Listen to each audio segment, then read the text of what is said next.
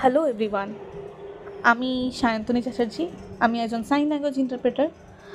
আর আজকের টপিক, আমার জীবনে বা আমাদের জীবনে আমরা অনেক বন্ধু পাই ছোটো থেকে যখন বড় হই, কিন্তু লাস্টে এসে হয়তো একটা কি দুটো বন্ধুতে গিয়ে আমাদের এই জায়গায় এসে আমরা পৌঁছাই।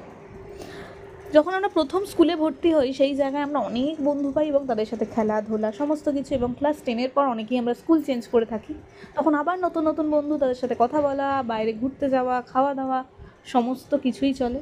কিন্তু কলেজ যখন হয় তখন আমাদের বন্ধুর সার্কেলটাই বদলে যায়। আবার নতুন নতুন বন্ধু থাকে, তাদের সাথে তাদের বাড়িতে যাওয়া, খাওয়া দাওয়া, পার্টি করা চলতেই থাকে। বাট আমার মনে হয় হয়তো একটা কি দুটো বন্ধু গিয়েই আমরা ঠেকে যাই। যখন তুমি অনেক বড় প্রবলেমে কাউকে হয়তো ফোন করলে যে আমাকে একটু হেল্প করতে পারবি, সেই সময় হয়তো সেই বন্ধু বলবে, শোন না, আমি না একটু ব্যস্ত আছি, একটু পরে দাঁড়া, আমি তোকে ফোন করছি একটু পরে।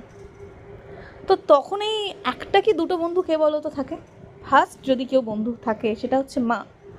হ্যাঁ, তোমরা হয়তো বলতে পারো মা 100%। এটা একটা, যদি তুমি তোমার নিজের প্রবলেম তোমার মাকে, একটা ছোট থেকে বড় যে কোনো প্রবলেম যদি তুমি তোমার মাকে জানাও, সেই মুহূর্তে তোমার মা যেটুকুনি মানে তার কাছে যা যা আছে সে সমস্তটা দিয়ে তোমার সাহায্য নয়, তোমাকে তোমার সমস্ত কিছু করবে।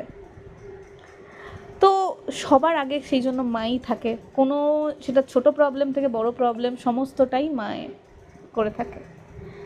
তো অনেক বন্ধু থাকে, তাদের সাথে ঘোরা ফেরা খাওয়া দাওয়া তো চলতেই থাকে, কিন্তু মা এই জায়গাটায় থাকে। হ্যাঁ, কিছু ক্ষেত্রে অনেক বন্ধু থাকে, কিছু বন্ধু সত্যিকারের থাকে, কিছু বন্ধু লোক দেখানো বন্ধুত্বও থাকে।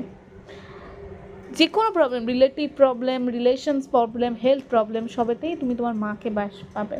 বাবা আর মা এই দুজন এমন জিনিস, এরা সবসময় পাশে থাকে। আর যদি তোমরা আমার সাথে একই আর্গু থাকে, তোমাদের একই এম থাকে, আমায় জানাও। Thank you.